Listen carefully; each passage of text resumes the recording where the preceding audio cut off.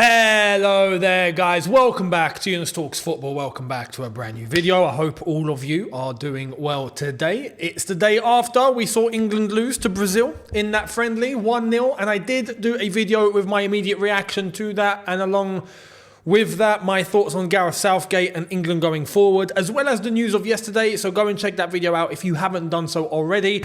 We do have things to cover for today, Chelsea and non-Chelsea. So stick around to the end of the video as we do have a little bit of news, especially in regards to Xabi Alonso.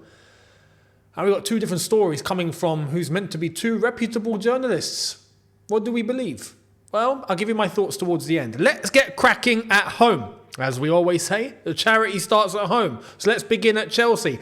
Talking about Chelsea, I have to give a shout out, right? I have to give a shout out. This is absolutely deserved after what we witnessed last night.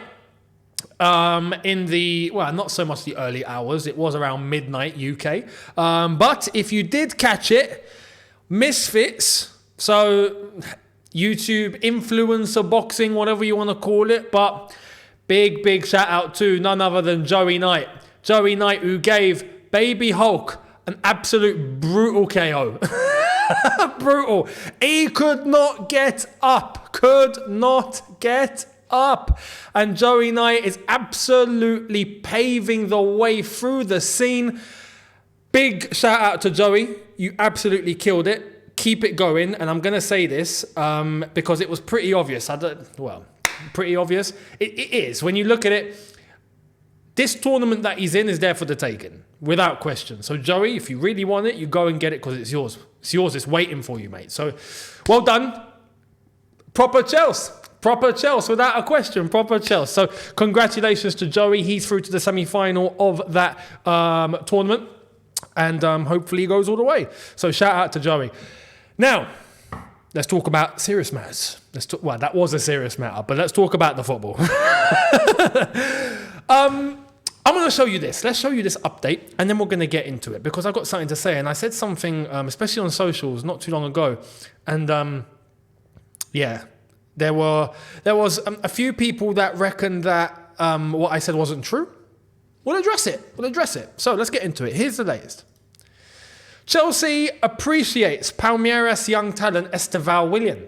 Chelsea scouts are tracking him, and many other top clubs in Europe are also interested. The release clause is 60 million euros for 16-year-olds.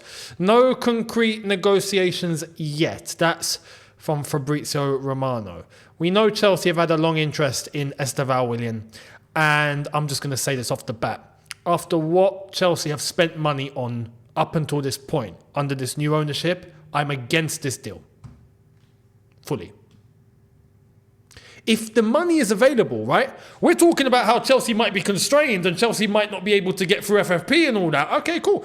If Chelsea have the money, if we're good going forward, right? Because we have to wait and see in terms of what is actually going to happen. Let's wait and see. I don't believe it's as straightforward as some think it is. Some reckon, Chelsea will be fine. I don't think it's that easy. But if Chelsea do have that sort of money to spend on a 16-year-old, who will be turning 17, I think, very briefly. Very soon. I think this April coming, he turns 17. If we have that to spend on this kid, then don't spend it on this kid. It's as simple as that. What we are doing here is FOMO. And FOMO is the worst thing you can do, especially in this sort of market. It's the worst thing. We missed out on Endrick. Right? And look, I have to be honest.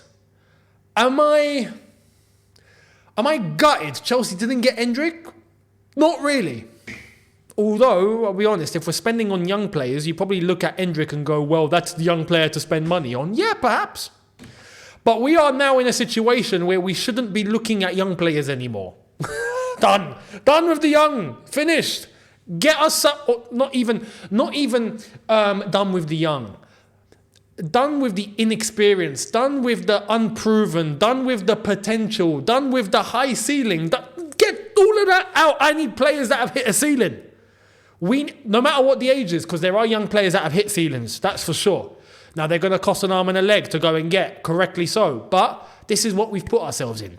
So if we've got the money to spend on this player, Estevao Willian, don't do it because of FOMO. Oh, we missed out on Hendrick, so we got to find the next best thing. There's got to be another kid out there. Let's get this kid because he's going to be the next one. He's in the same club as Hendrick. He's come from the same pathway. The only thing different is his flipping name, you know? And even so, right? We're looking at him and that's his release clause. Now, this is where there's a big contradiction. Why didn't we sign Hendrick then? If we're so hell-bent on this kid, right? And like it says, Fabrizio said there's no concrete negotiations yet, but you best believe we are tracking this kid. We have been for a while. It shouldn't happen. If we are looking to spend money on this kid, why didn't we just buy Hendrick? Some people are going to say, oh no, but Real Madrid came in, but nah. Real Madrid came in only because we stepped off the gas. We had it right there. We had Hendrick right there and we let it go. That's what we did. Some are going to say, no, that's not, no, of course no, we didn't. It's not what his dad said, was it? Now I'll get to that. But let's talk about the actual players. Let's talk about what you're paying the money for. When we're talking about Hendrick, right? You look at Hendrick, and I'm going to bring up his stats. Look at his stats, right? Overall, his entire time at Palmeiras, that's what he's done. This does include the under-20, so I'm going to read off and just explain what his stats are just in terms of the senior team. We're talking about the senior team. Forget what he done at under-20 level. This applies to Estevao Willian as well, and I'll mention it, but forget it.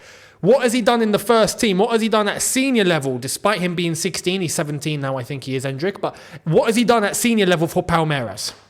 66 games, 18 goals, 3 assists, right? 38 games in the Brazilian top flight, 14 goals and 1 assist in that time, in those games, right? That's what he's done. Overall, now you can include at under 20 level, he played 16 times and scored 9 goals, right? So overall, he's got 82 games, 27 goals, 3 assists, and 4,206 minutes of football overall. But anyway, we're looking at senior appearances here. 66 senior appearances for Palmeiras and 18 goals. Right? Cool. We've established that. At least it's something. It's something, right? It's enough game time at senior level where you can make an assumption on what's the player about, especially at that age, right? Okay. What's Estevao Willian done? I'll show you. He's played a total of 24 matches, 6 goals, 4 assists, right? Total. This is total. We've got to remember this. Total. So, how many of that was at under 20 level, sorry? 24 matches he's played for Palmeiras. 19 of those games are at under 20 level.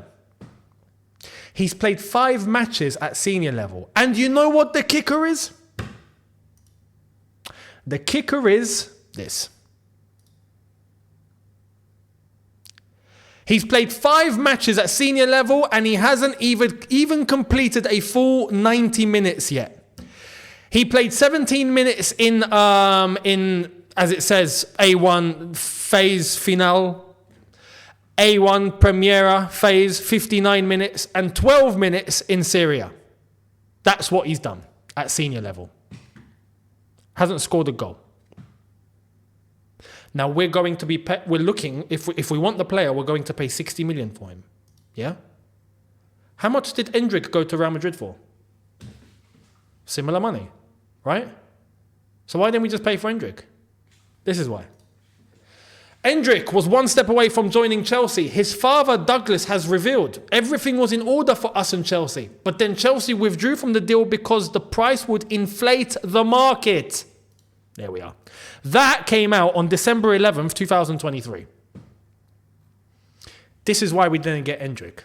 We didn't want to inflate the market. Now, some would say at the time, fair enough. Some would say fair enough. And you know what? To an extent, I agree. Endrick 16, 17 at 16 at the time, 17. Same goes for Estevao. These sort of numbers for these sort of players at this age is just crazy. But like I said, Endrick has somewhat a portfolio to base all of this on. You know, there's enough game time there, you could argue, for his age at a senior level to determine, is he good enough or not? Is this going to be a mad investment for the future? Estevao Willian doesn't have anything close to that. But we didn't want to pay for Endrick because we didn't want to inflate the market. But now we're interested in going for Estevao Willian, who we're going to have to pay the same money for, and he's done a lot less. This is why I'm saying don't do it. Don't do it. Don't do it. We've spent enough on kids. I'm finished. Don't do it, please. This team is striving. Flipping hell, man. This team is crying. It's crying out. It's crying out for some quality. I don't care what age they are, but some quality, please. Some proper established quality. You know, this is mental. But, benefit of the doubt here. Fabrizio said that there's no concrete negotiations. We're interested. Kill the interest. Kill it. Kill it. If we've got that money to spend it wisely and spend it correctly. That's the message of this. So, let me know your thoughts down below. Now, crazy. We're going to be going around in circles with Chelsea, I feel. It's just going to be constantly the same thing going after children. Anyway, here's the latest in terms of a shirt sponsor. I mentioned this lately, and this is a positive, so let's get into this. Negotiations are progressing between Chelsea and Riyadh Airlines to become the new shirt sponsor next season. This has come from Nawaf, who is a Al Riyadiyya journalist, if I'm not mistaken, that's based in Saudi. And he's the one who came out and said that this is the case. This is a direct translation of the tweet that he put out. Negotiations are underway in order to make Riyadh Air the new shirt sponsor for next season. Cool. We got to make this quick. Like I've mentioned, we got to make this quick. Get this all done. This is only going to help marketing for the new shirt going into the next season if we can get it all done and dusted, and therefore we've got it on day one. Because as nice as wearing a shirt with no sponsor was, we've seen the repercussions of that. It's just not worth it, right? Get a shirt sponsor in. Simple as that. So Riyadh Air, we'll see if that's going to materialize. It better. Now, let's move to, you know what? It's becoming a pleasure to talk about Chelsea women. I feel at peace when I'm talking about Chelsea women. I never thought I'd say that. I always thought Chelsea women were doing always fantastic things, but we were always focusing on the men. And now, like, they're the ones setting the levels. Look at this. Full time, West Ham 0, Chelsea 2. Chelsea returned to the top of the Women's Super League. This is the current standings after 17 games. Plus two goal difference higher than Manchester City, but on the same points. This is going to be a title race going all the way to the end between Chelsea and Manchester City.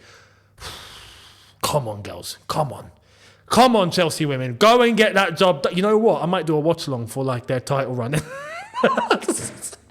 At least we get some positive vibes. Do you know what I mean? We get some, because this is unbearable. Let's be honest, yeah? This is getting crazy. And I feel like I can't divert from what I see as the truth. So I'm not going to pretend. I'm not going to come on and just pretend everything's okay, which it's not. I don't see it as that. And you guys come for my honest opinion, so I'm going to give it to you. But Chelsea women are doing a madness. And they're continuing to just keep going with what they were doing before. I might just cover some Chelsea women on here. You know, because it's still Chelsea, it's still the club, and it's still, you know, they're still repping us, and they're killing it, and hopefully they can go on to do the quad. Can they do the quad? I think they can do the quad. They're still in the running for doing the quadruple, I think, if I'm not mistaken. But Emma Hayes lately, I heard in a training at Cobham, she put two examples up for the see, mentality, man. She put two examples up, right? She put 4 trophies, I think, on one board, and then she put nothing on the other. And she simply went to the team, guys, what do you want? What one do you choose? You want the 4 trophies? Well, go and get them. It's not going to be easy, because if you don't get them, that's what you're going to end up with. It's just... I wish the men could talk about a quadruple. I wish the men could talk about a trophy, let alone a quadruple. Some are going to say the FA Cup. Let's get past Man City. Let's see. Now, that's that. To end matters away from Chelsea, let's get into it. It's going to be a crazy battle between Liverpool and Bayern. I think in April for Xabi Alonso. This is from Fabrizio Romano. Florian Plettenberg, as we heard yesterday, the day before, did come on and clarify that Bayern Munich are the favourites here, not Liverpool. Now, some would argue Florian Plettenberg is on the German side. He is Sky Sports Germany journalist, presenter, correspondent. So is he relying all his information based on what he's getting out of Bayern Munich? Maybe they've given him that to say. Maybe they are portraying that image for him. Maybe they're making it look like it's that way when it's not. Or perhaps it is. Maybe Fabrizio's just trying to get things spicy. Maybe he's coming on just going, no, it's between both, you know. This is a story that's going to go on well, like he said, in April it's going to kick off. We will see. Like I said, there's a big opportunity for Liverpool here, but I do think, look, like I mentioned before, if Xabi Alonso is going to be sensible in his choice, it would be Bayern Munich. If he's going to be sensible. But sometimes being sensible doesn't get you to the top. It can. The thing about Xabi Alonso, like I've mentioned before, is that he's got time. He's young. So he's got all the time in the world. As a manager, he's got all the time in the world. If he wants to do Bayern Munich and then do a Premier League team later and then do Real Madrid to top it off and then go and manage Spain, that looks like the blueprint for Xabi Alonso, right? And that would be one hell of a blueprint. If he wants to take a little bit of risk, he can dive into Liverpool immediately if he wants and take a shot at the Premier League. And this is where you either sink or swim. Because the young managers that come into the Premier League and they kill it, they are immediately seen as the best managers in the world. Immediately. But you could argue someone like Pep went to Bayern Munich first, after Barca. And look what he's doing at City now. So if you've got time, are you going to use it? Or are you going to be a bit risky?